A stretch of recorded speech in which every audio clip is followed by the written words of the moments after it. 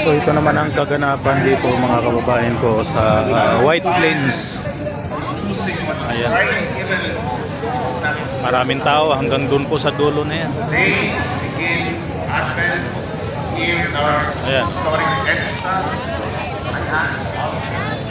Ito naman sa harapan ng ITSA.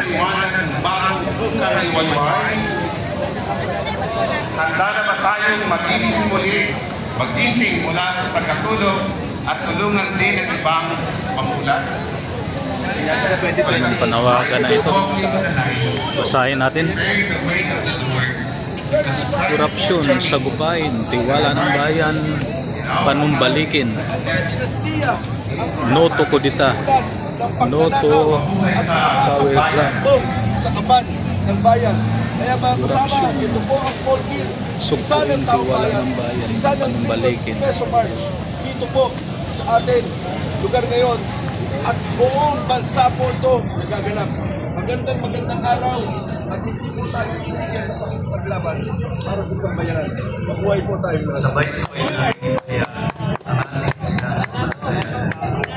Sumasampalataya ako sa Diyos. Paul Bill po, nandito ngayong araw na ito upang iprotesta ang walang tigil na korupsyon at pagnanakaw sa pamahalaan.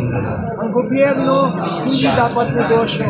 Ang 1 trillion kaya na pong magpagawa ng kayang pakainin ng 15 million na pamilyang Pilipino sa isang taon. Ang 1 trillion kayang magpagawa ng 25,000 na school buildings sa buong Pilipinas. Kaya rin pong sagutin ng 1 trillion ang backlog sa ating housing. 2 million socialized housing units ang kayang gawin ng 1 trillion pesos.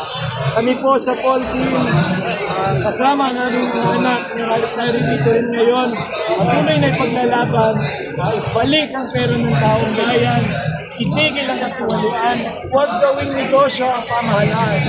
Yan po, tuloy-tuloy po natin gagawin to at walang humpay na makakatayo muli, babalik sa lansangan kung kailangan upang ito po ay matupad. Magandang umaga po sa inyo lahat. Thank you.